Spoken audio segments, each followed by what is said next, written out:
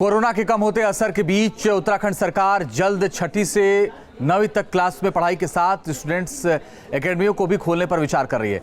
इसी मसले पर उत्तराखंड के शिक्षा मंत्री और खेल मंत्री अरविंद पांडे से बात की संवाददाता राहुल डबास ने।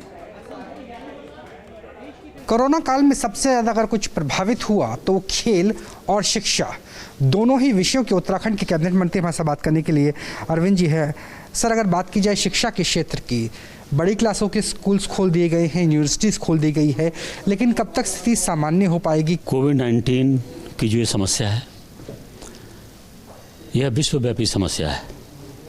हमारे यहाँ निश्चित ही कुछ संख्या आंकड़ों में कम आ सकती है और लोगों को घबराना भी नहीं चाहिए, सावधानी भी बरतनी चाहिए, लेकिन हम ये नहीं कह सकते कि कोरोना 100% ख़त्म हो गया है। हम ये नहीं कह सकते। इसीलिए स्वास्थ्य विभाग की जो भी गाइडलाइन है उन सब का पालन करते हुए हम लोगों ने कक्षा 10वीं और 12वीं के हमने काफ़ी दिनों पहले निर्णय ले लिया था, क्योंकि बच्चों के बोर्ड के एग्ज़ाम होने होते हैं और वह क्लासें हमारी विधिवत चल भी गई हैं। अब हम लोगों ने कोशिश की है कि जो कक्षा 1 से 5 तक हैं, ये बहुत छोटे बच्चे होते हैं और बच्चों की ज़िंदगी हमारी पहली प्राथमिकता है। हम उनके जीवन से कोई भी कहीं रिस्क नहीं ले सकते, लेकिन हम कोशिश कर रहे हैं कि तत्काल में जो स्वास्थ्य विभाग की गाइडलाइन है उसका पालन करते हुए और पूरी जानकारी भारत सरकार से भी लेने के पश्चात हम कोशिश करेंगे कि कोई अप्रिय घटना ना घटे।